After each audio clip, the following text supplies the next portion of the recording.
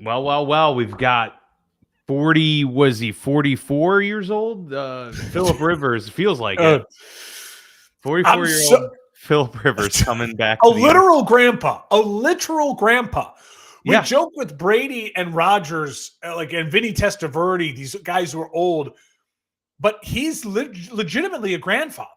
Yeah, and he's more than 2 years older than Aaron Rodgers right now. Yes, Philip And Rivers. you know what? Tom retired at what, 45? Yeah. And that was like wild to even like think about. Now Philip Rivers is all of 44. You know, Tom was He's been a out of the league for 39-year-old, 4 years. 45-year-old, you know. He's been out of the league for 4 years. And what's crazy? So Yeah. I'll start with this. The Colts have signed him, right? He's So 4 years older than his head coach, by the way. yeah, and he it looks like he's on track to maybe start this weekend at Seattle, which is a crazy. Like, good luck to the Colts, right? I'll say this: Philip Rivers, in my opinion, was not going to be a Hall of Famer. He was not going to be. I think he was the line. We had this whole episode about this, like how he was the line of demarcation, where it's like if your numbers are better than Rivers, / you have a ring, and your numbers are better than Rivers, you're a Hall of Famer. Rivers and below are the guys in this stat era of the modern NFL that should not make the Hall of Fame because they don't have a ring. They just have the stats, but you have to draw the line somewhere. And I was comfortable with drawing the line at Rivers. Yeah. I think Matt Ryan's pretty much at that line too. Matt Ryan is that line too. Yeah. If Philip Rivers can come back at 44 and lead the Colts to the playoffs at this point and maybe even a win in the playoffs, I'm now comfortable saying put him in and make Matt Ryan the line of demarcation. Yeah. It's an interesting one. I don't know if I would. I don't know. I think he'd have to make a legitimate run for me to say that. But that, I mean, we've never seen anything like it. A quarterback out of the league for 4 years, other than Michael Vick. But Michael Vick came back at what, 34? You know, like other circumstances. Yeah, exactly. Like. He was young and he was able to be productive. A 44-year-old coming out of retirement after 4 years to take the team over is pretty fascinating. JJ Watt just tweeted this out, though. This is very interesting. He said a fun fact that he learned in production meetings: Philip Rivers ran the same offense that the Colts are running right now for his son's high school team. He and Shane Steichen apparently talked every week about it, discussing plays in the film. So he knows the scheme already, like pretty well, you know. He knows it.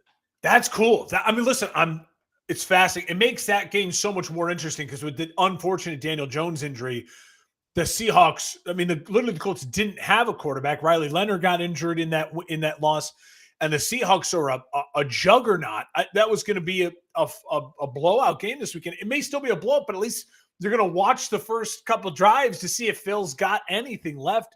Really, really funny. Wild story. Certainly nothing I thought we'd be talking about a week ago. Here we are talking about Philip Rivers. Yeah, and it makes it interesting, too, when things like this happen after the trade deadline, because, of course, the Colts then would be able to go out and get a Gardner Minshew or whoever, right, and go find themselves that capable backup. Can't do it now. I mean, you're stuck with what you got. So, yeah, you got to go in the free agent pool, and Philip Rivers was there for a taking. But, yeah, there's a lot to talk about with the Colts, a lot to talk about from all of Week 14. We'll get to that right now.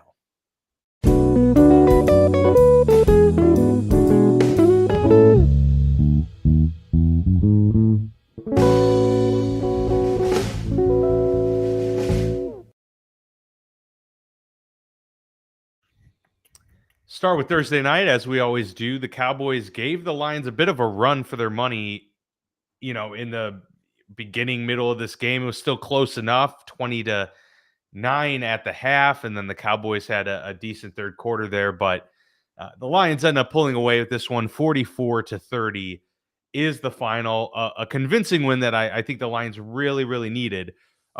For, you know, a win obviously would have been good either way, but to be able to not only go toe-to-toe with the Dallas Cowboys' potent offense, but to, you know, overtake them by 14. Impressive. Jahmyr Gibbs is quickly, you know, asserting himself, I would say, into, he's not going to get the MVP, but he's like, you know, putting himself in that Jonathan Taylor-esque territory of what we were talking about a few weeks ago. guys super dynamic, and he wasn't even their most effective runner this game, but he just made some incredible plays, obviously, and had the 3 touchdowns on the ground. Huge win for the Lions. They now are staring up at the Green Bay Packers after that game. We'll get to a little bit later, but the Lions are still giving themselves a decent shot here at NFC North. Yeah, what this game solidified is two things. The Lions are still in running for the division, and the Cowboys are now only in running for their division. The Cowboys now at only getting to 10 wins, most likely it eliminates them from the wild card. We'll talk about that towards the end. It's going to be really hard to get in for a Cowboys team as a 10-win wild card team when teams like Chicago have the tiebreaker over them, Detroit have the tiebreaker over them, Green Bay has the tie with them and will have less losses. So there's a lot of things working against the Cowboys in the wild card, but not in the division because the Eagles fall from grace. So we'll get to that.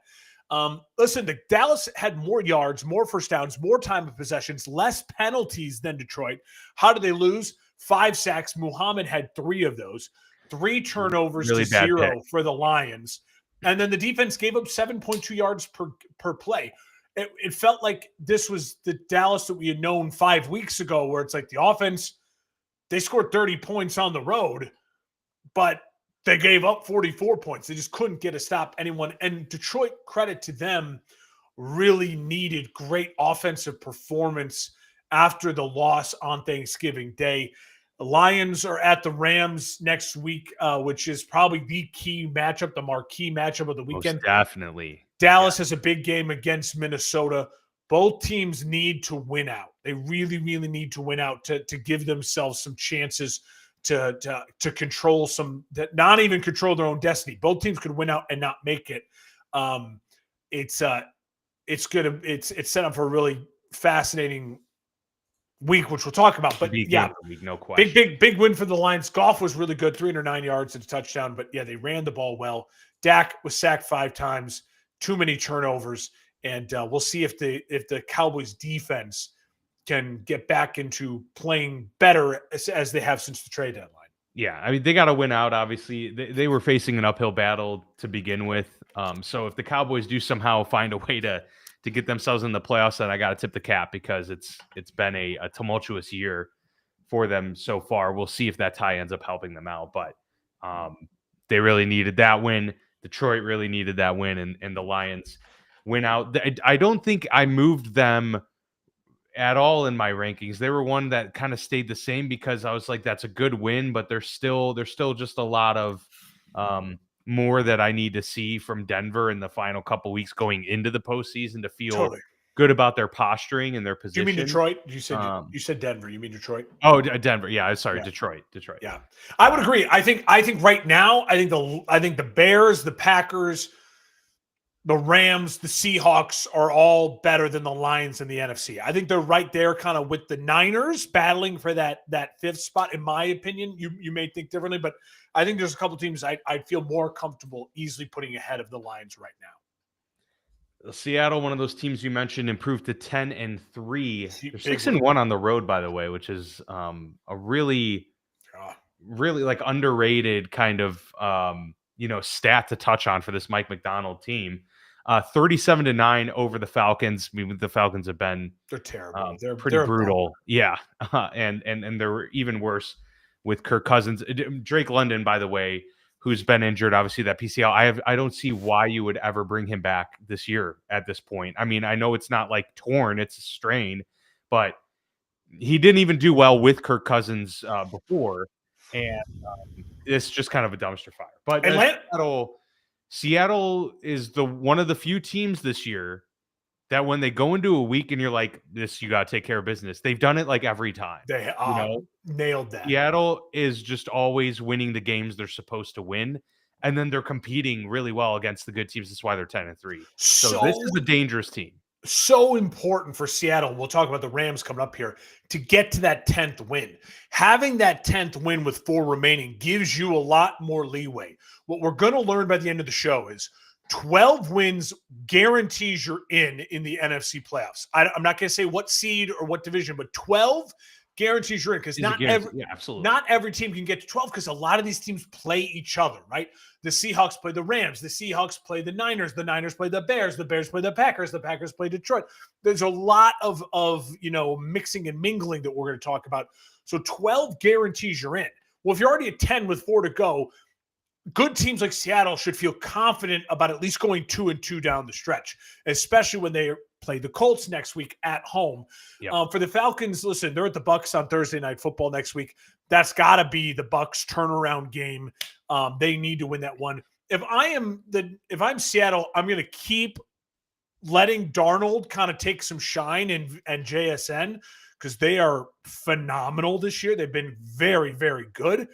And I'm going to quietly just keep saying, let the national media not talk about it. We're the best defense in football. Right. Atlanta was 1-13 on third down against that defense. They had 3 turnovers, that defense, and they were 0-4 Atlanta in the red zone.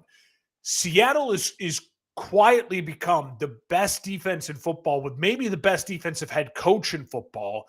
He's a stud. This team is built. Besides Darnold, he's the only question you have, and it's a legitimate question. Otherwise, this team is built to make a deep, deep run. Seattle, very, very impressive, and it looks like they'll get to 11 wins at home next weekend, which, again, they got to win 1, then maybe down the stretch of 3. Seattle's got to be feeling really good. They look like a lock right now for the playoffs. They keep putting pressure on LA. Like the Rams are probably like, just can you lose a game for the love of God? Yeah. The NFC West is still in play for the Seattle Seahawks, no question about it. And yeah, they're flying high right now for sure. Also, it is, we've talked about this many times on the show, but it is remarkable that they're 10-3. They've been this dominant despite, again, not feeding the rock to their best player on offense. Well, not their best player. Of course, JSN's their best player. But running back. Kenneth Walker is incredible, and he's still in a timeshare with Zach Charbonnet. So that is the one aspect. But they're winning. So, like, who am I to argue with? Did you see that Velus Jones Jr. appearance? 4 rushes for 32 yards for Seattle. He's a full-time running back now in the NFL, right? I mean, that's I guess. I've tried to ignore him and block him from my memory. I honestly didn't even know he was still in the league. I'm cruising box scores and I see Velus Jones Jr. and I have like trauma flashbacks. Yeah, no question. All right, the Buffalo Bills at home against the Bengals, 39-34. What a game this was. In the snow, both offenses weren't slowed down by this. Kind of sucks. I was really rooting for the Bengals just to keep the mystique alive of the potential playoff run. Weird for me to say of an AFC. They're still alive. They're still alive. Oh, technically they are. Yes, absolutely. But the road is very, very narrow for them. But Buffalo needed that. Like, Buffalo really needed to pull out the victory there. And Josh Allen, once again, just was able to put on the Superman cape, had that really big touchdown run. There was the pick 6 in there that was just inexplicable. Just the one really, really bad throw from Burrow you can't have. And obviously it was 2 picks back to back, unfortunately. And that was kind of what spelled the end for them. Otherwise, the Bengals probably win this game. So there's still a lot of questions for the Bills about their defense and just their team in general.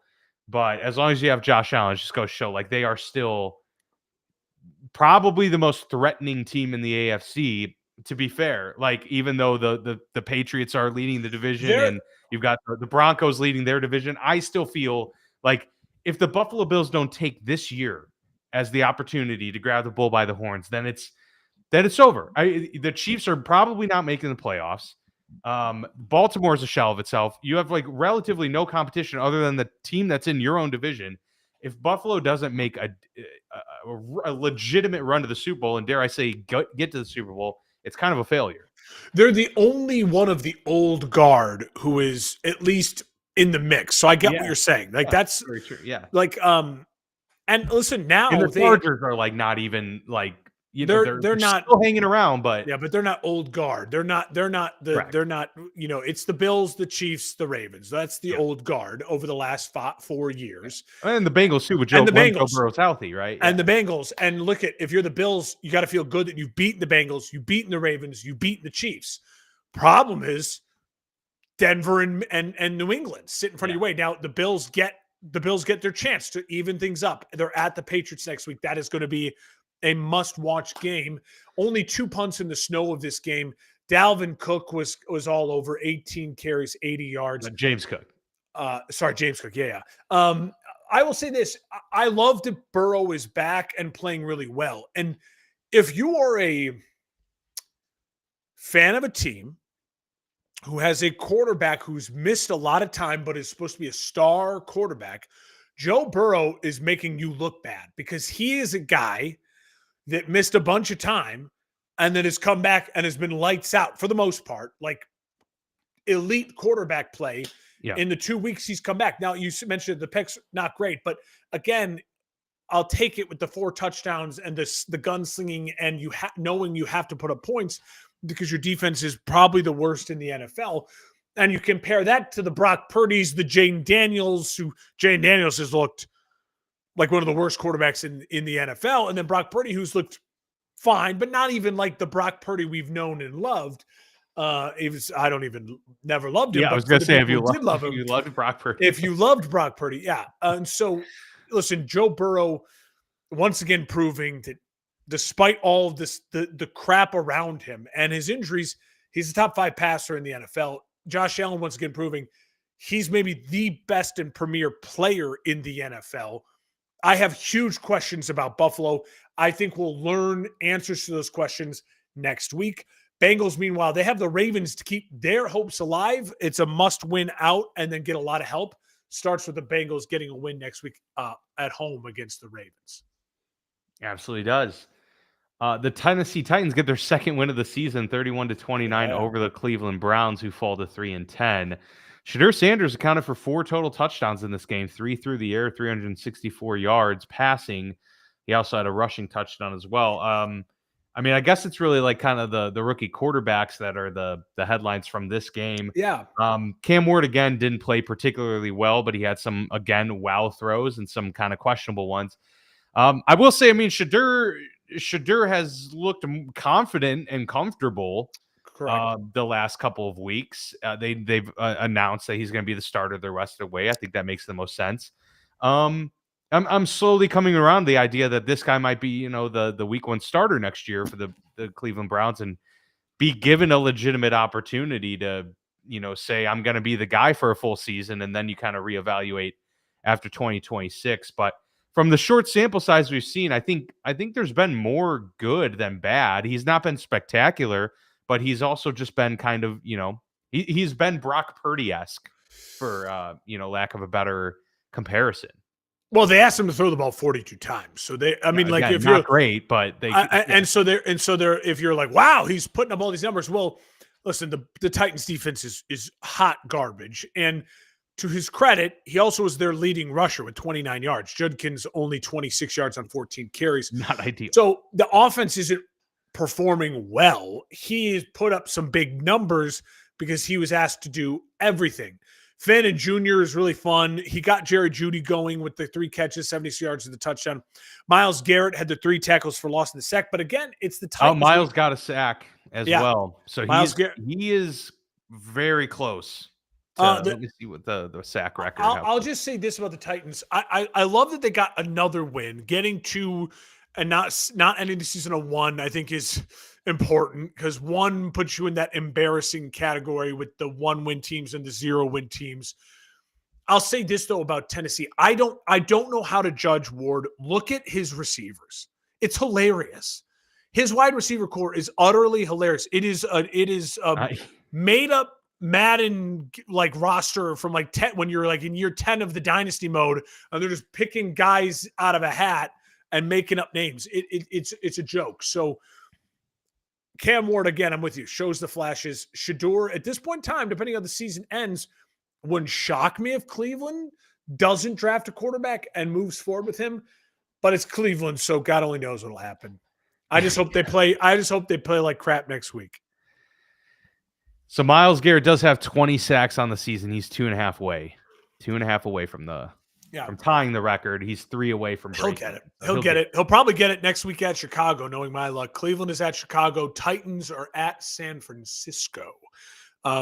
So two kind of must-win games for 9-win teams, Chicago and San Francisco. Can Cleveland and Tennessee play upset? We'll talk about that later on. Are the Commanders quickly becoming the They're worst team in the league? I mean, they're the they're turnaround is garbage. remarkable. They They're get garbage. blanked by the Vikings. Was that the first shutout of the season? I'm trying to remember. Like, it's really hard to get shut out. It's in the hard to NFL. get shut out. I don't think so. I think we talked about one earlier, but I'll say this. If you I love Jaden Daniels wanting to play. I love the team saying he's going to play if he's healthy enough to start. But if he's not healthy enough to just take routine plays and re-injure the elbow, then he should have never started, right? Right. Like a franchise quarterback, unless this is a playoff game, should not be going out there if the risk to re-injure is that easy. Justin Herbert has a broken hand. They surgery a week ago. They've casted it up. The risk to re-injury is he re-breaks the hand, we cast it up. You know what I mean? Like, that's different than what Jaden was going out there and dealing with, right? And so I'm concerned about that. He's just not looked good. It's been a season from hell for Jaden Daniels.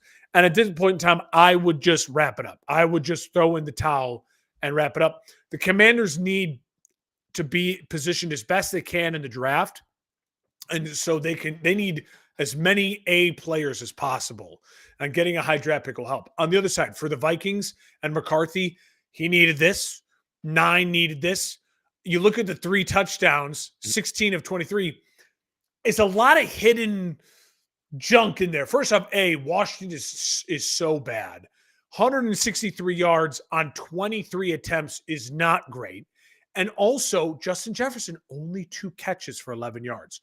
So this performance, I think, calmed the waters, but still a ton of concern for me and 9 and JJ if I'm a Vikings fan. Vikings are at Dallas next week. Again, another bad defense, numbers-wise, playing better as of late. They're at Dallas in a must-win game for Dallas, so that'll be interesting to see how 9 performs on that stage. Commanders and Giants, that's a throwaway game next week. We'll get to the the Dolphins on the road at the Jets. This will be a quick one, 34-10. Neither of these teams in serious contention for the playoffs. But to be fair, the Dolphins have been on somewhat of a heater here, and they are playing hard. They are, what is the win streak here? 4 in a row for the Miami Dolphins. They've got Pittsburgh and Cincinnati on deck before ending the season against Tampa and New England. Theoretically, of course, they're not out of it. They could get to 10 wins if they win out. Unlikely to happen, but I guess, we're seeing the fight there, and we're also seeing just how far away the New York Jets are from being legitimate contenders. Yeah, the Jets have got to be concerned. What happened to Justin Fields? I didn't realize Justin Fields wasn't active to go as a backup. Brady Cook, the rookie of Mizzou, came in.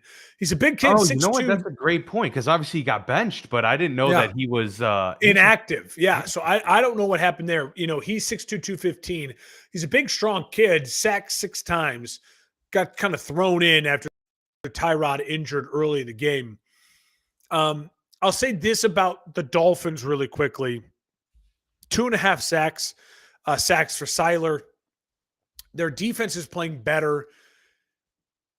They've been on this win streak since they fired their GM. But the owner has already kind of said, we're going to keep Tua and we're going to keep McDaniels. So it's like they're in this weird window, right? Where it's like the vibes are really positive right now. But as you mentioned, that's a tough schedule down the stretch. Yeah. If they can somehow find a way to go 3-1 or 2-2, and I think maybe the vibes and the arrows pointing in the right direction. You run it back with Tua 1 more year, and then you can get out of his contract way easier at this time next year once and you run it back with McDaniel 1 more year. They've made something out of nothing this season. Kudos to them, but it's far from over, and things could still end really ugly for Miami. They're at Pitt Monday Night Football. Jets are at the Jags. Big games for Pittsburgh and the Jags. not so much for Miami and the Jets trying to play spoiler. The Saints go on the road and beat the Tampa Bay Buccaneers, just their third win of the season. Terrible loss for the Bucs. Man. This has kind of been they've been scraping by for a good month now, Mark. Even in their wins, they haven't looked particularly impressive. Now they're 7-6. This is a real race here with the Carolina Panthers, I think, for this division. And I truly think that this is kind of a 50-50 proposition the rest of the way, because the Panthers have a very viable path. And the Buccaneers, even though they've gotten healthier, have been struggling for sure. Listen, it's the Bucs and the Panthers. One of them is going to win that division. They play each other twice. It starts not next week. The Bucs have the Falcons on Thursday Night Football. The Panthers are at the Saints. So both the Panthers and the Bucs are in a position where they got to keep pressure on each other with wins against lesser opponents. I'll say this: Shuck, a hell of a run. That was. He 7 carries, 55 yards, 2 touchdowns. I don't know what the Saints are going to do, but I wouldn't feel awful if I'm a Saints fan starting the season with Shuck next year. I wouldn't feel. I'd rather not draft a quarterback and stick with Shuck than get a Kyler Murray or something like that. So I feel like, or your other option is just draft a quarterback. So I don't hate giving Shuck a chance. Egbuka's really fallen off, 2 catches, 50 yards. Listen, Baker's not healthy. He's battling through, and we've seen this before in Baker's career. When he's not healthy, he really is not a quality football player. When he's healthy, he is a very, very good top-end quarterback. Yeah. When he is struggling with health at all, it really seems to impact his play. 14 of 30, 122 yards. It's an ugly stat line. They were in a position to win this game, though. It's not like the Saints kicked their butts. They just won late in the game. The Bucs were 3 of 13 on third down, 2 of 7 on fourth. They went for it a ton. You could feel the desperation from this Bucs team. They have, you don't want to know how desperate they are? They just signed JPP. Talking about old guys coming back. He hasn't played in the league since 2023. They signed JPP to be a body, to maybe give them a little something on edge rush, or maybe just a body to throw out there over the next couple of weeks. It's going to be fun to see how the Bucs and Panthers end up battling for this division. One of them is going to win it. One of them is going to win it, and one of these teams is going to win the AFC South. And here come the Jacksonville Jaguars. They have been playing really good. There might not be a hotter team in the league in terms of 4 in a row, 5 of 6.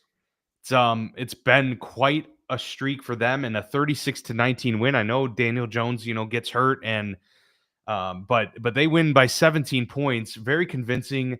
The offense is running much more efficiently, and this is kind of what it has been apparent that Trevor Lawrence has needed. He needs to be a guy that is just kind of maintaining throughout the game and can be really, really good at that.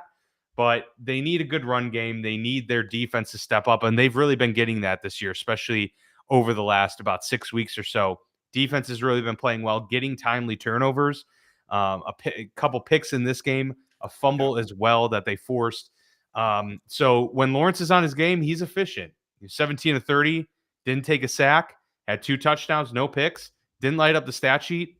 I think that's what this team needs in order to be effective. And so far they're getting that from Trevor. It's just not making those back-breaking mistakes. So I do think with how poor the AFC has been, the Bills, I think, are still the top threat overall. They're the team that would scare me the most. Jacksonville's a team that I would put them ahead of Denver, to be honest. Like, in terms of how they're playing as a team, they might be only behind maybe New England. I don't know. There's they're playing really good football, and I think they're a complete team, which could make them dangerous in the playoffs. I agree. I have them as the 3rd best team in the AFC, behind Buffalo and New England. Okay. Yep. Listen, Indy, I don't want to spend really any time on Indy because they're a dead team now that Daniel Jones is out, unless Philip Rivers proves me wrong. So we'll talk about Indy next week. I'll say this about Indy. You were 8-2. Now you're 8-5. And they're clearing things up. If you're one of these other teams in the AFC, you're very happy with the fall of Indy. It's going to help kind of clear things up For No team's more happy about that loss than the Kansas City Chiefs, probably. yeah, and Houston, Yep.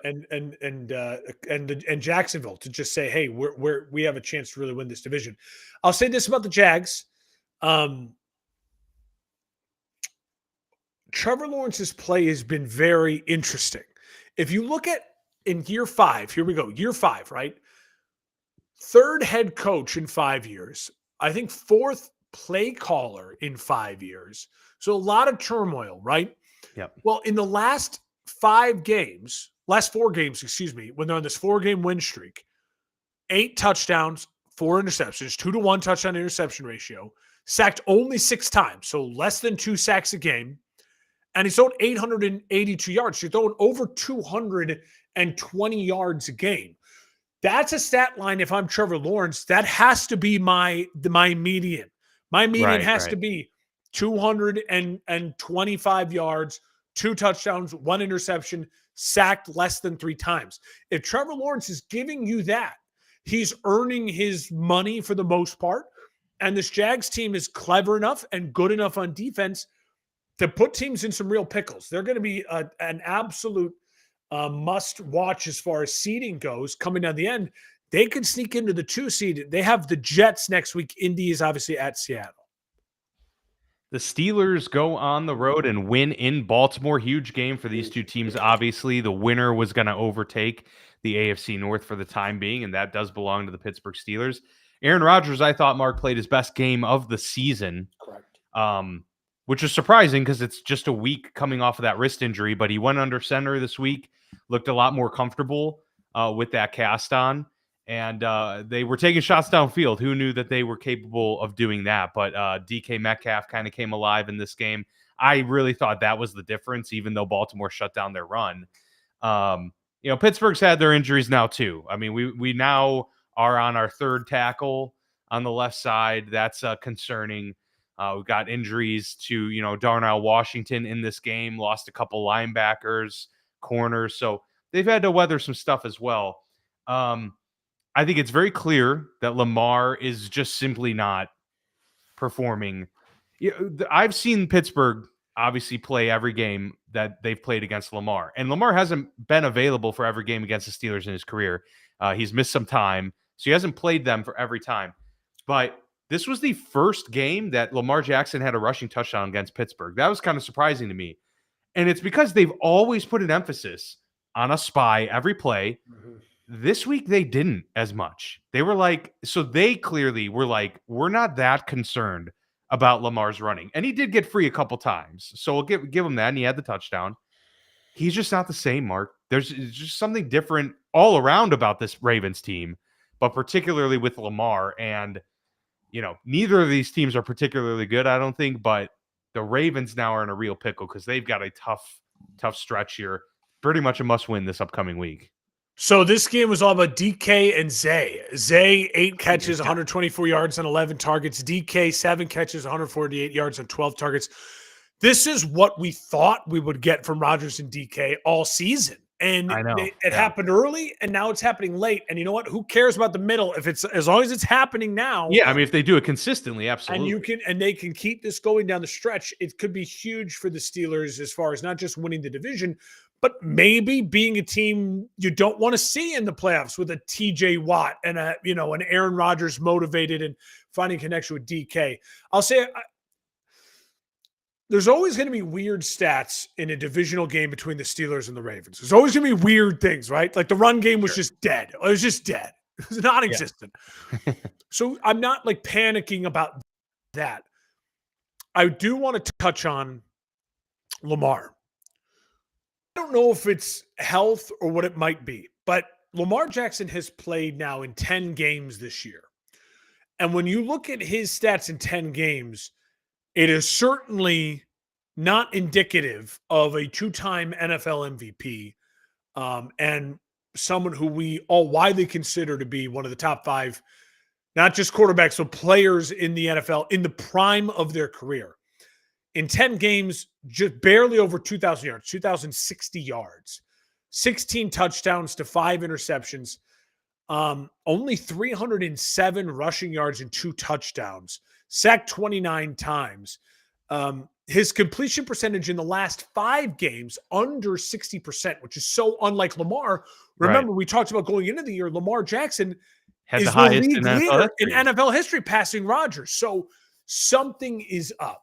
Now, Isaiah Likely did have 5 catches for something yards and 2 touchdowns, but Had it a ends up touchdown in the that- box score. It's only 4 catches, 25 yards, and 1 Yeah. touchdown. That's weird. I don't know how that happens. I don't like that rule. I mean, I agree. Like that, it's very questionable. So I will fully admit the Ravens did get hosed, and if it wasn't on that play, they got hosed on the unnecessary roughness call on the field goal attempt. That was stupid. That was not a penalty. And that led to a Pittsburgh touchdown. So as much as I love the touchback, fumble it out of the end zone rule, and I love that rule because defenses get no breaks in the NFL. Right. So offenses, all we ask of you is to don't fumble the ball going into the goal line. But if you are in the end zone and you are in that sacred area of the football field with 2 feet down and possession, that should be a touchdown. Like it is, boom, I'm touchdown. I'm safe. Everything should end there. In the field of play, 2 feet down, maintain the catch, and let's try to get yards. You have somewhere to go. You have to make a move to get extra, to get elsewhere. To make any more moves. In the end zone, it's about the plane. It's about the plane, breaking the plane. I'm with you. I don't get that. I wish the NFL would change that. It doesn't change the fact that there's something up with Lamar. Can he turn it around? We will see. Another 1,000-yard rushing season for Derrick Henry. Baltimore is not dead, but their path just became a little tighter. They are at the Bengals next week. They've got to win out. Pittsburgh's got to win out, but at least Pittsburgh controls their destiny. Home against Miami. They'll at least know what happened with the Baltimore game when they play on Monday night in Miami. So that is certainly an advantage for Pittsburgh. I mean, if you were to just think right now, like if you were to have to predict like who's going to come away with this division come end of season, obviously the two play each other at the end of the season. That's what you're feeling right now. Yeah. I think so too because of the schedule. I think the Ravens having to play New England and Green Bay. That's brutal. That's really. I mean, they got to play Cincinnati next week too, and Cincinnati has everything to play for. Upset minded. Yep. And then you have New England, who has everything to play for in the 1 seed. And you have Green Bay, who has everything to play for in the 1 seed, in the North, in just playoff positioning. Yeah. Those are gauntlet. They could go 0-3. I'm not joking. Or even if they beat the Bengals, then they're 1-2 and they're sitting at 9 losses. I think Pittsburgh at home should take care of Miami when all things are on the line and considered. I know that's easier said than done. Yeah. But I think if that gets them to 8-6, that the last 3 games of their schedule to basically win one of those, which would then be the game against the Ravens. I like Pittsburgh's path seems more friendly. And I think right now they're playing better football. They just won at Baltimore. Right.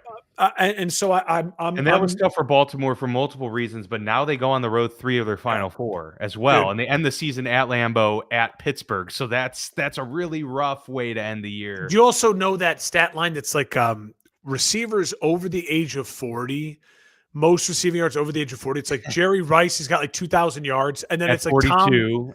Tom Brady has like 30 yards or whatever. Now Aaron Rodgers is on the list with -9 yards, and that is hilarious. That is great.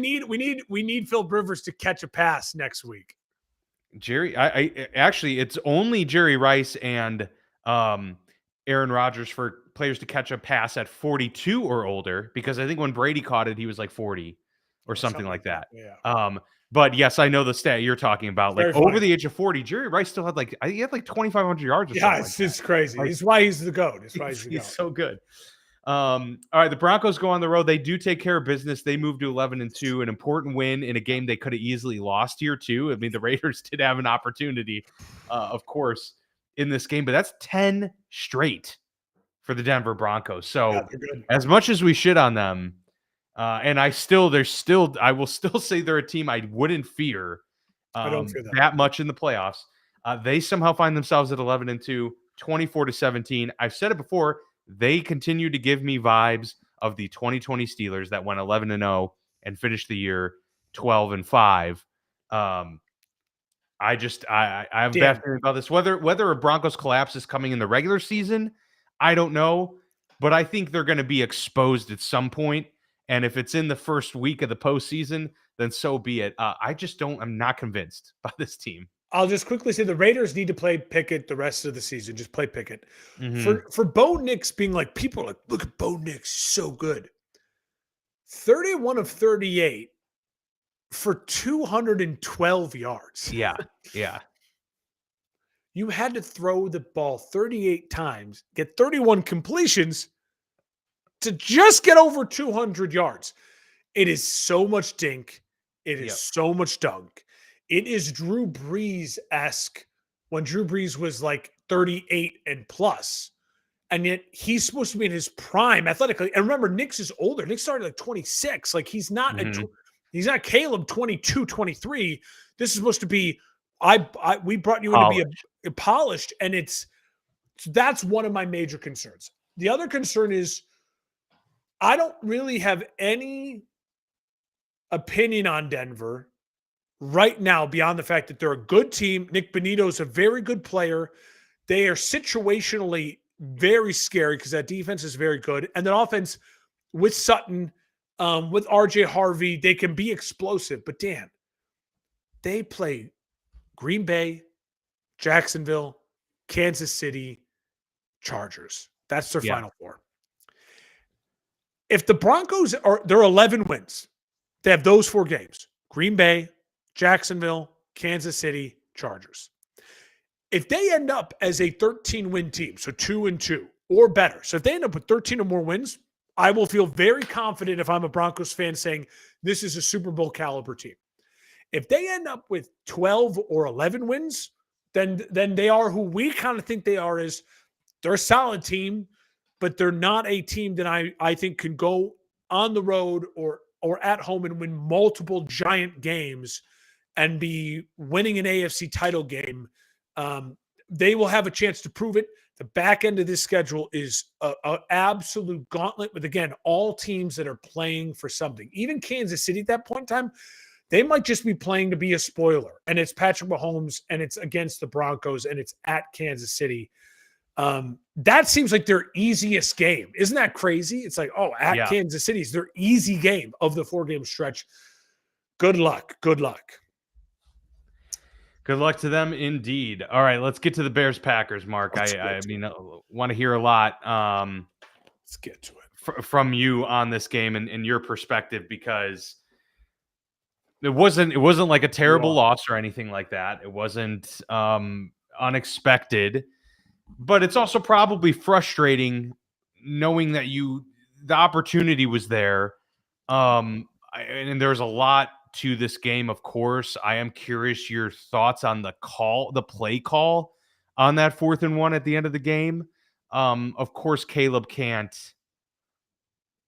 lob it up like that and to get the pick. But at the same time, I mean, a bootleg rollout on 4th and 1 just didn't seem to me to be very much Ben Johnson or the Bears. It seemed like they tried to do something different to catch the Packers off guard versus just like, let's exert our will. They had 2 timeouts. Like, I just thought, like, run it, secure the first down, and then you have 2 shots at the end zone easily, plus still an extra timeout in your bag. I know that's sort of like hyper focusing on one play, but it was the game sealing play, and I thought it was confusing. But I'll toss it to you and want to get your thoughts on this game overall. I tweeted in the moment, I didn't like the play call, but I didn't like the execution of the play more. It's a learning moment. It's a huge learning moment. Ben Johnson I think, has a chance to be a truly special coach in the way that a Sean McVay is a truly special coach. I think he's the type of coach who sees the game and has a feel for the game. But even Sean McVay, remember that first Super Bowl? It got ugly and they lost 10-3. And he learned from that. He learned from it so much. He learned that he needed to get rid of Jared Goff, go get Matt Stafford, change up a couple things. And look where he is now. He's a Super Bowl winning head coach who's every time he's got a healthy quarterback, maybe has the best team in football. I think Ben Johnson has shown me sparks of that. And so he's got to go through these moments where he learns that, dude, like, Run the ball. Like you are what you're best at. That's what you're best at right now. It's what you were doing really well at all game, and it eats clock. And if it's a fourth down, just run the ball again, or then give me some sort of other play or Caleb roll out. So I'll say that about Ben. About Caleb, listen, you had DJ Moore underneath, and then you had Kmet open. You needed to throw that ball 2 seconds earlier, or you needed to run it. You ran for that first down earlier in the game. So execution, not great. Play call, not great. But again, a Chicago Bears team that we were praying could get to 9 wins. Most people predicted them to win 7 games and not be a factor. Went to Green Bay and truly, if you look at the box score, kind of beat them up the way they beat up Philly. Like this was a pick'em game coming down to the wire. My biggest concern for the Chicago Bears is, okay, you're a 9-win team. I want you to get in the playoffs. Again, what did I say earlier? 12 wins guarantees you're in the playoffs. I don't know if they can go 3-1 down the stretch. So they might, they might have to get some help here. But I also think the Chicago Bears' biggest concern right now is that their defense is giving up 8.5 yards per pass. Like, it's nice to have Jalen Johnson back, but Jalen Johnson did not play a great game, and he did not have any interest in tackling Josh Jacobs on that. That play killed me and made me more angry. The Josh Jacobs, they had him stuffed in the backfield, and then he squeaks out for 20 yards there at a crucial moment.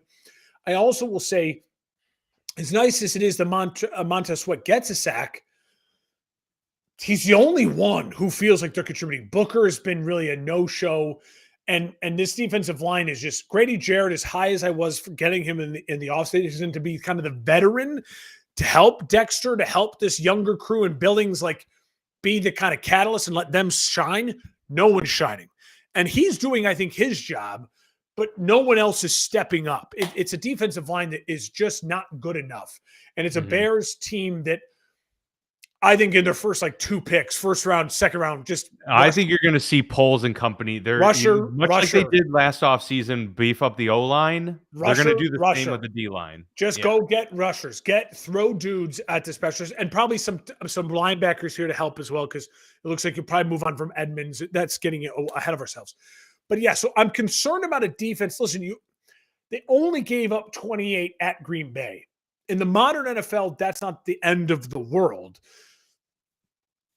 But the Bears are the only team to score 20-plus points at Green Bay this year. This Green Bay defense is very good. Wow, I didn't know that. This Bears team had an 18-play drive, had a 10-play drive.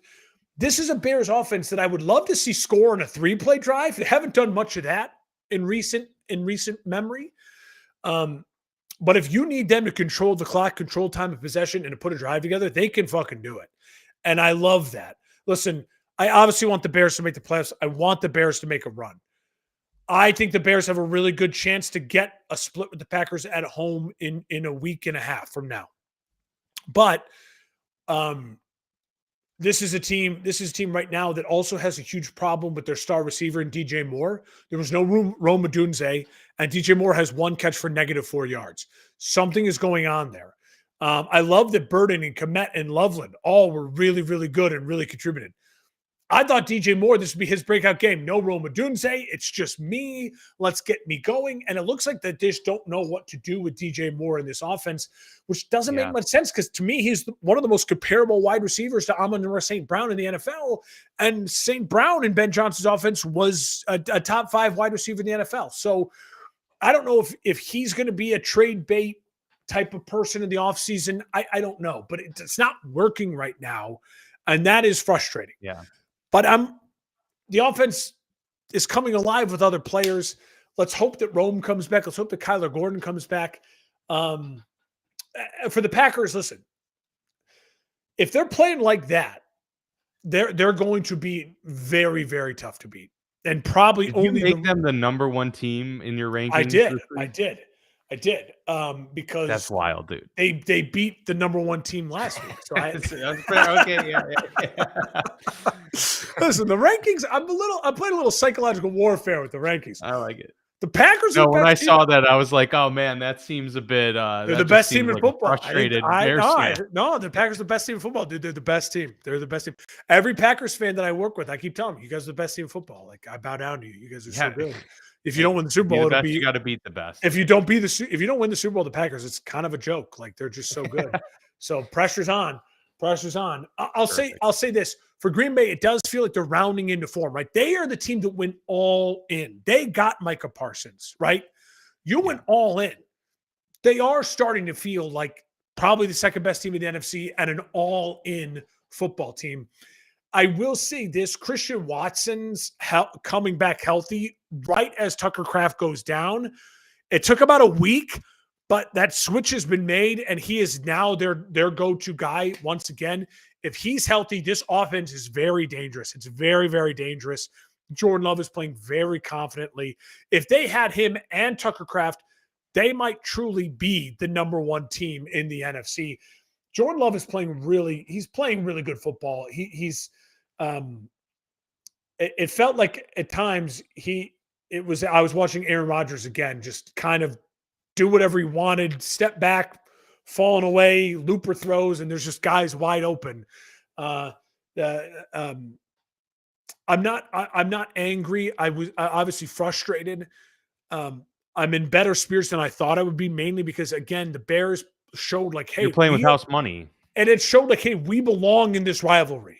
Like, Yeah. we belong in this rivalry. And that's a great feeling. It felt like they haven't belonged in the rivalry. Even during the 2018 Khalil Mack year, like, they lost it. Like, it didn't feel really like they belong. Aaron Rodgers was at his peak MVP form.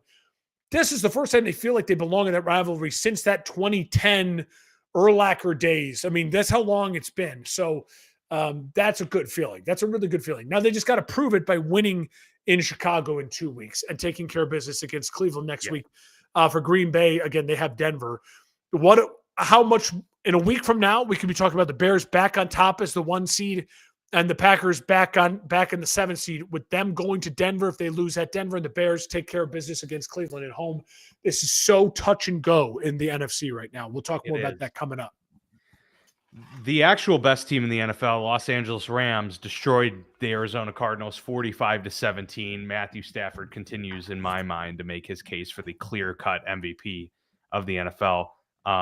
I just I'm running out of things to say for the team, especially with the Cardinals being the opponent. There's not a whole lot you can take away from this other than they just keep doing it, And now with Blake Corum this last month coming alive, now they have a 2-headed monster in the backfield all ready to go along with Puka Nacua and Devontae Adams on the outside and Matt Stafford dominating. This is about as complete of a team as you can have in the NFL right now, and the defense is playing well too. So really good. Really good. Corum and Williams are a 2-headed monster now. It looks like he took 0 sacks. Matt Stafford, 3 touchdown passes. And what I'll say about the Cardinals really quick is the Cardinals have some talent. Wilson is really good. McBride is really good. Marvin Harrison Jr. is obviously really good. Didn't play in this game. So they have some talent on the offensive side of the ball. The cupboards aren't bare. Kind of like the Raiders. You're not starting with nothing. They don't have key positions, quarterback, offensive line. Like they've got building to do, right? But they're not an empty cupboard. For the Rams, the question is, can they get to 14? So remember, I said in the NFC, 12 is a guaranteed in. 12 is in. The Rams will get to 12 because they end the season with Atlanta and Arizona. But it's the Lions in Seattle the next 2 weeks. If they can split those or go 2-0, they might have the 1 seed locked up and not even have to play against Arizona at the end of the season. That'd be amazing. They're in a really good spot to do it. I think they're the best team in NFL and truly the best team in the NFC. But the Packers are really good. They should, absolutely. Yeah. The Houston Texans continue to make their case for a playoff run, and the AFC South as well. They're just a game back in the division, beating the Kansas City Chiefs. Now Kansas City's road gets that much narrower, but they are not mathematically out of the race. but a very, very tough road ahead. Mahomes, good Lord, worst game of his career, maybe. Probably.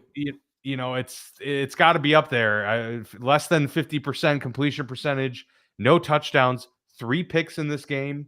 Really, really bad. The Texans defense, I mean, you mentioned Seattle. I mean, yeah, it's Texans or Seattle are the best defense in the NFL right now. The Rams are really, really good too. So a 50% completion percentage day out of CJ Stroud is enough to get a win over the Kansas City Chiefs.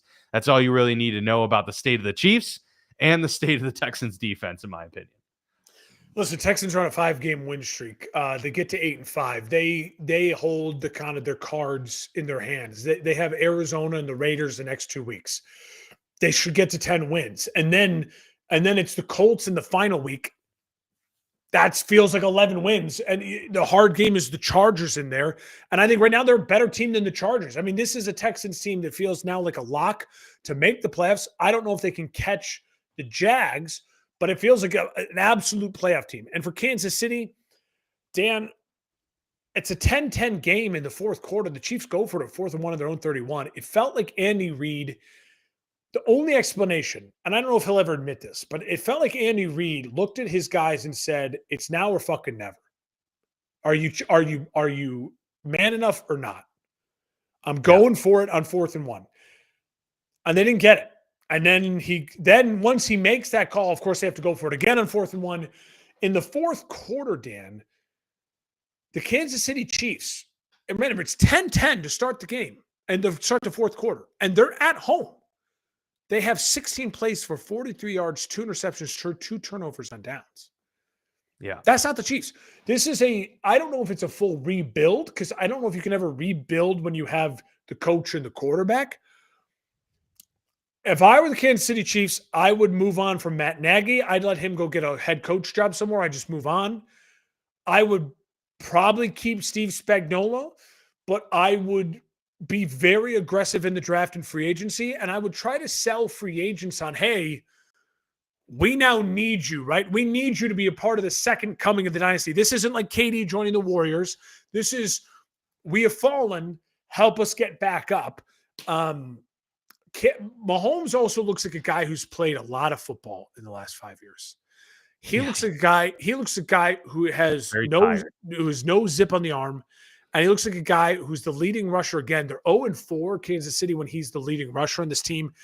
They're a team that just doesn't have enough talent. And Mahomes is having a down season. And we expect the best players in the league, Josh Allen. I'd argue the Chiefs and the Bills have pretty much the same amount of talent. Look what Josh Allen's doing. Look what Mahomes is doing. But the difference is Mahomes has 3 rings and Josh Allen's got none. And Josh Allen's got everything in the world to prove. And Mahomes has nothing he needs to prove. Immense amount of pressure on I feel a little bit like the Chiefs are just saying, we need an offseason. We need to be done. They need a reset. I'm like, that's what it feels like. It's what it feels like right now. And it feels like Andy Reid said, they need a draft. They need picks, they need young players. They do. And they need to go and be aggressive. They need to go get some stars too. And they just need to start retooling. Tom Brady in his 10 years between Super Bowl wins never missed the playoffs when he was fully healthy. Right. Looks like Kansas City's going to miss the playoffs. I never really felt confident that Mahomes was going to pass Brady, right? Because Brady's 7 Super Bowls. I mean, it's insane. Yeah. This is the type of season that, once again, kind of puts in perspective. Hey, Pat Mahomes is probably going to go down as a top 5 quarterback, maybe a top 5 player of all time with the awards, the hardware. I still think he's probably got Super Bowls left in him. But when you're compared to Tom Brady, it is like comparing anyone to Michael Jordan. It is really, really tough. This will be a blemish on his resume when you're trying to compare him to Brady this year. But listen, if they come back and ball out next year, this year will be quickly forgotten. It looks like a team that needs a break. They look like the team that needs a break. And for the Texans, to me, I would argue maybe they're the 3rd best team in the AFC right now. What's to say they are not right Yeah, there with the they're playing Patriots, the well. Bills, It's just Denver? Stroud hasn't been the He reason hasn't. they've No, won any of these games, and so it's like eventually it's gonna be on him, and it like, is. can he Great point. overcome it? Now again, Because remember he hasn't played particularly well the past year and a half, yeah, really. and he's coming off that nasty concussion. He's only 2 games post the concussion. Now they've won the 2 games, but I agree with you. We're going to need to see Stroud make some plays, just like we're going to really need to see Bo Nix really make some plays Yep. to convince us. But I'd say right now the Texans 1-53 with that coaching staff, they can make a run. It's good. It's a good team. All right, we'll end it with Monday night. Chargers win 22-19. I felt like this was actually a really fitting game the way it played out. I don't know if there are two teams that kind of match up almost perfectly in many respects, outside of like injuries aside, of course. But they're just two very similar teams, and neither team wanted to break. Hardly any touchdowns scored between the two. That Saquon Barkley long touchdown in the second half was really what made you feel like, oh, okay, the Eagles are like, they've got this locked up. But then this one gets taken to overtime with the field goal, and then the Chargers win it with a field goal in OT and get the stop on the other end. So a tough loss for Philly, who I guess benefited from the Cowboys loss, so it didn't do too much damage to them in terms of the division. But in terms of the outlook of the team, are you feeling good about either one of these teams right now? I'm not.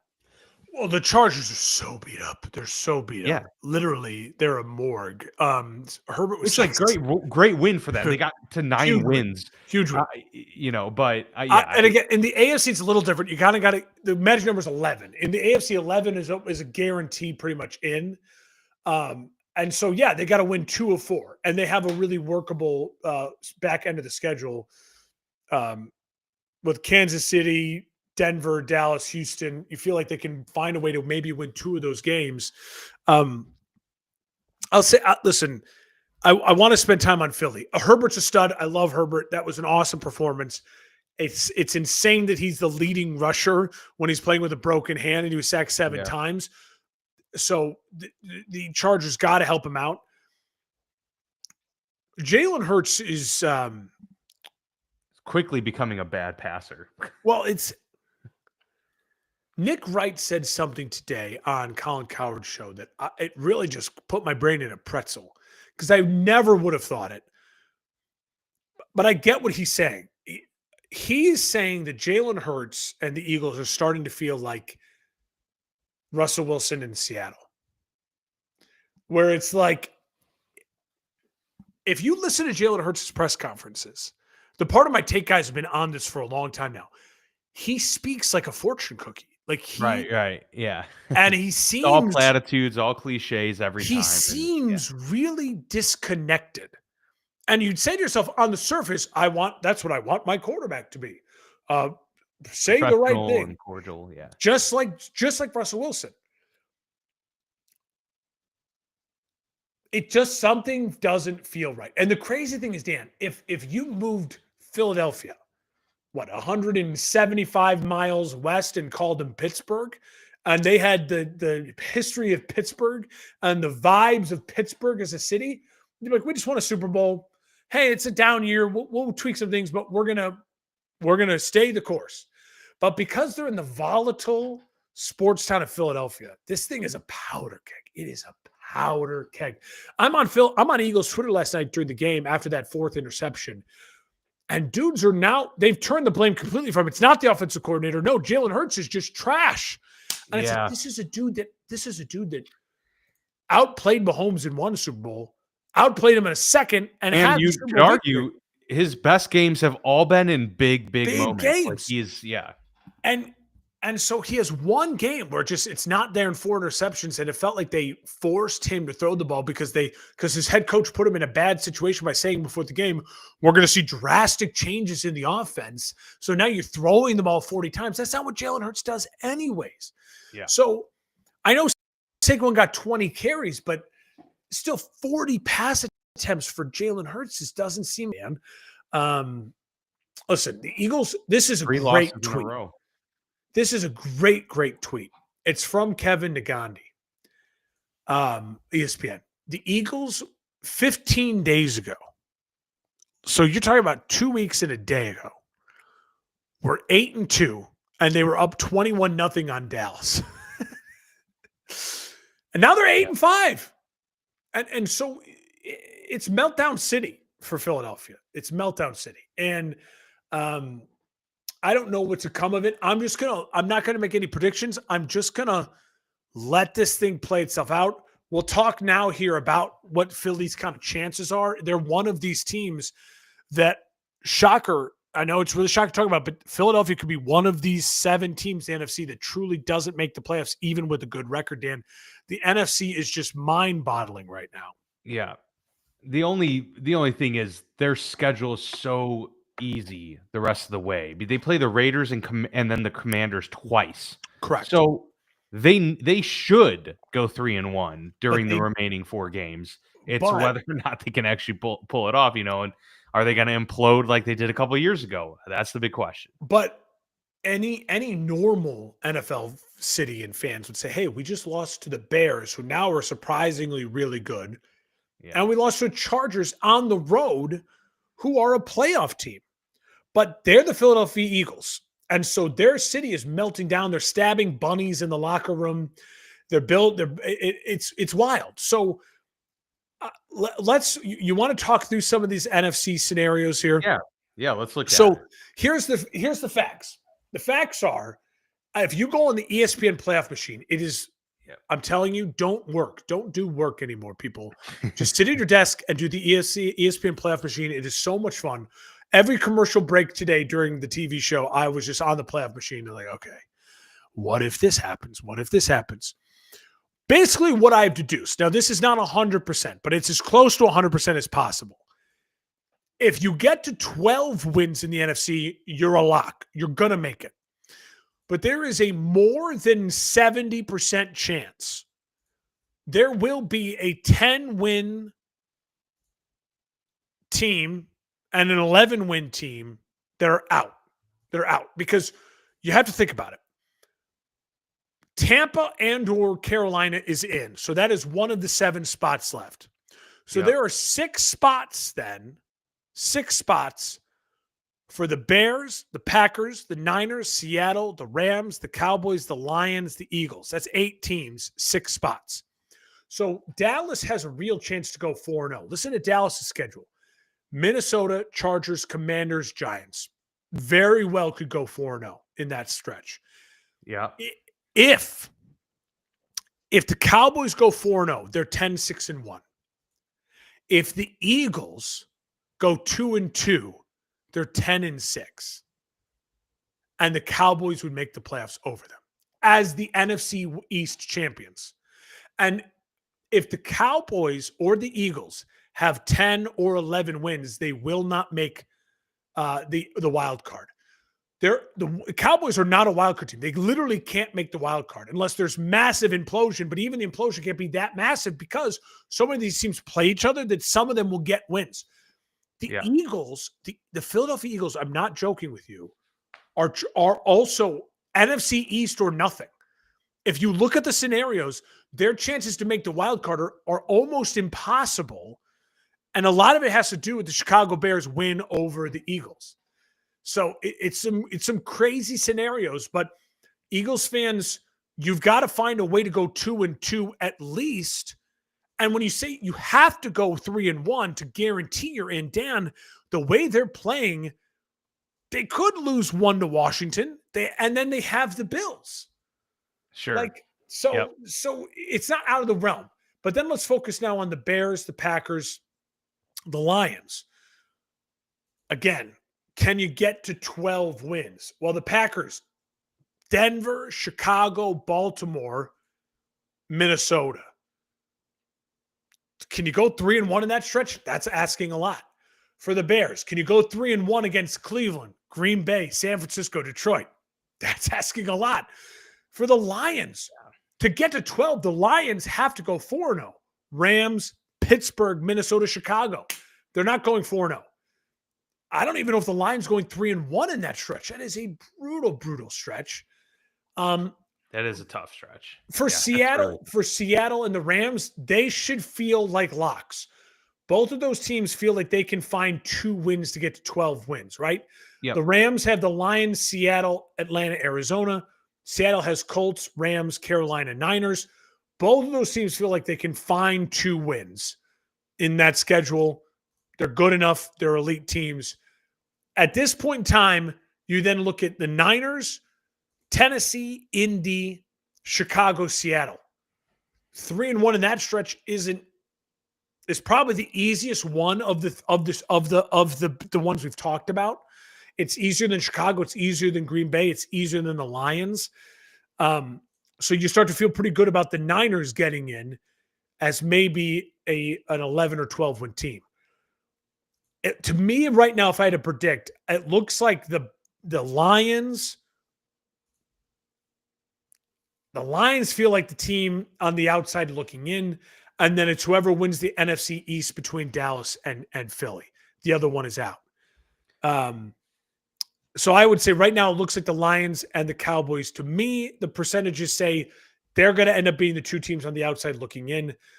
But all it takes is one of these teams, Chicago, Green Bay, 49ers, to kind of melt down, and for the Lions to ball out, or the Cowboys to ball out, and then they're in. Yeah, no, you're spot on. I think it's all going to come down to the Lions Bears. Week 7, week 9, 18. Week 18. Like I really do.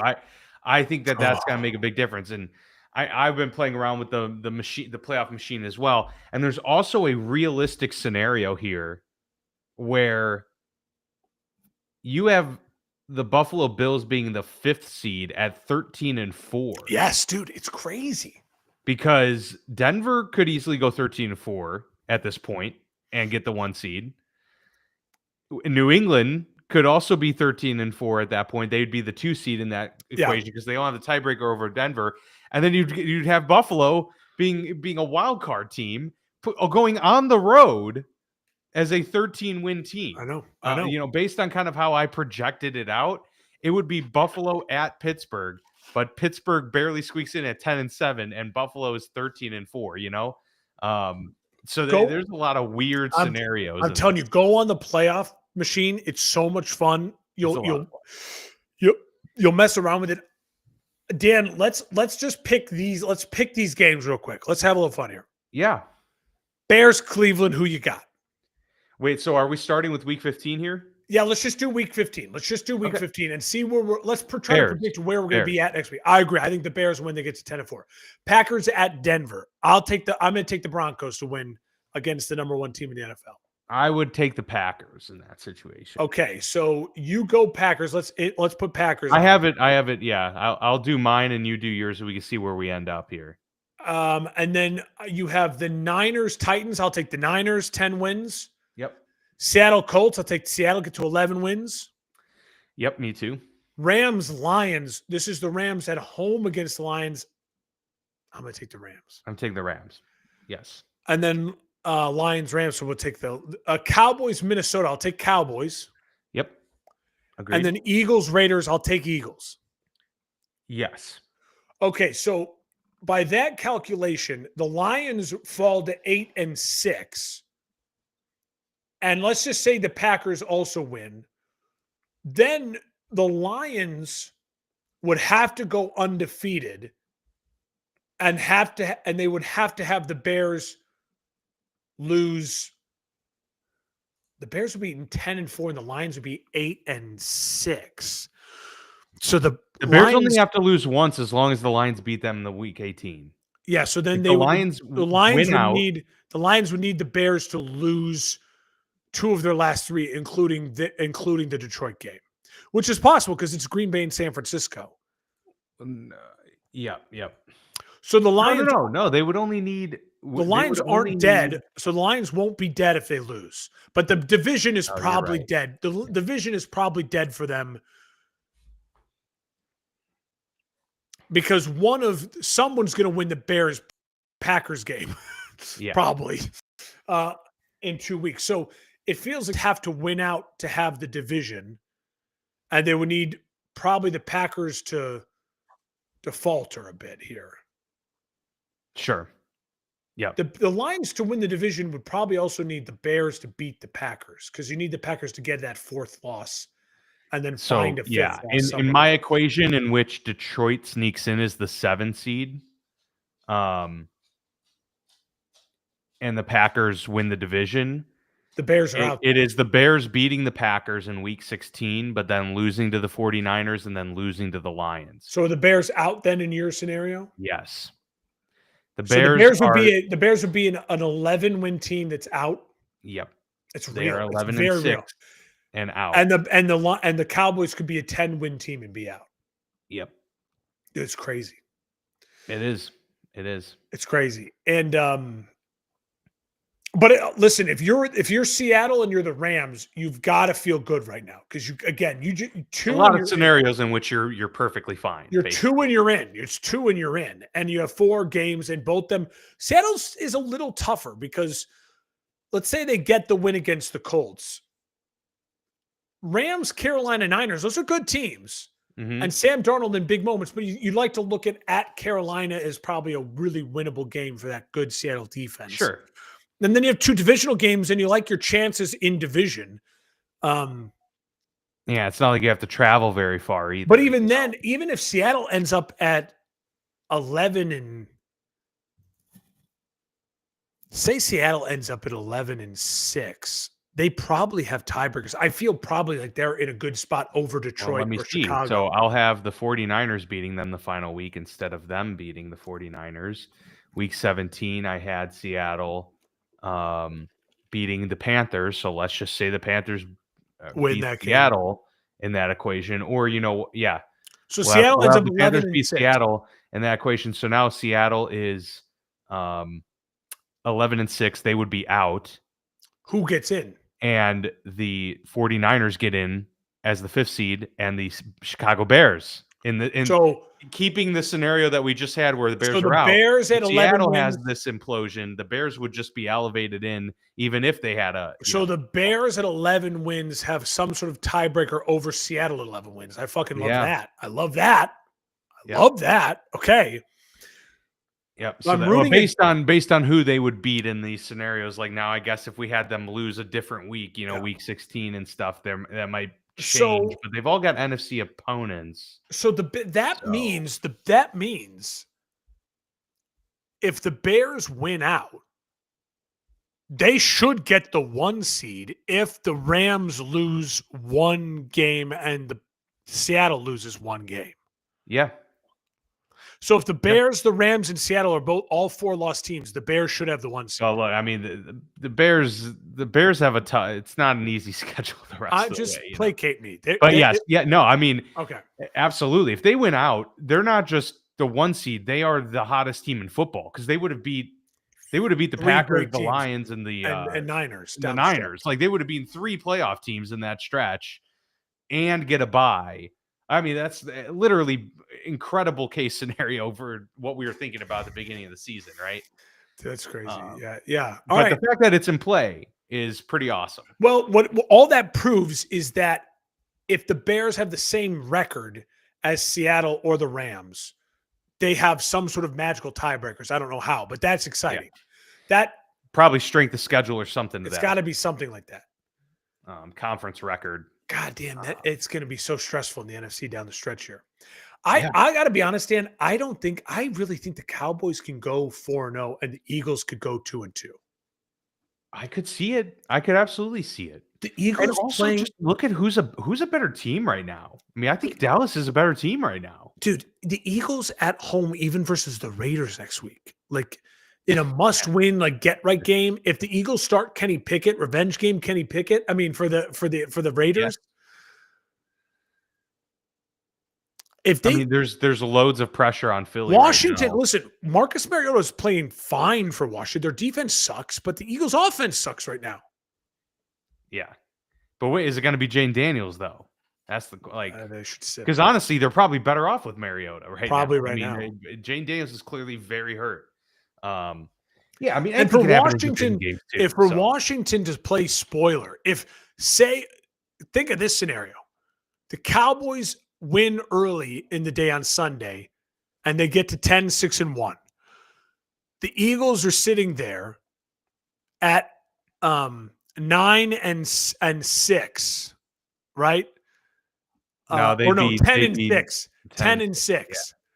And they have Washington Sunday Night Football at Washington.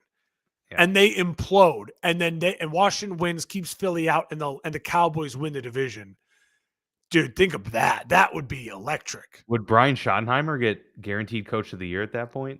I think. I mean, it'd be amazing. I think, why not? Yeah, I mean, that'd be amazing. There's a lot of fun scenarios, and I love it. We'll have to play some of this with the AFC maybe a little bit more. Yeah, maybe we'll share this like on the screen next week or something like that, and like look at the remaining then at that point 3 weeks of the NFL season, and see what scenarios would play out very fast. We'll have to kind of build in time at the end of each show to kind of play with this a little bit here, because there's so much to digest. There's so much open right now. After every week, there'll be a little bit more clear, a little bit more clear, a little bit more clarity, and so we'll keep examining it. Perfect. Cannot wait. Love it. Exciting time of year. It's amazing that we're in the final 4 weeks of the season already. Love it. But that's just how it goes. All right. Appreciate you all tuning in. Also wanted to give a big shout out. Can't believe I didn't lead the show with this. Thank you to everybody who participated in the For Frequency Sake Toys for Tots Bowl. Huge. Reached 10,000 all-time donations. That's so awesome. Since they started this thing several years back. Got 4,000 this year alone for Toys for Tots. So making a real impact. We had like 20 leagues or something like that with, over 200 teams. So appreciate everybody that participated in that. Really grateful and pretty awesome. We get to make Christmas special for a lot of less than fortunate kids in our community. So hats off to all of you. Appreciate the support there. And as always, thank you for tuning in. We'll see you next week with another great episode of the Football Lounge with Mark and Dan.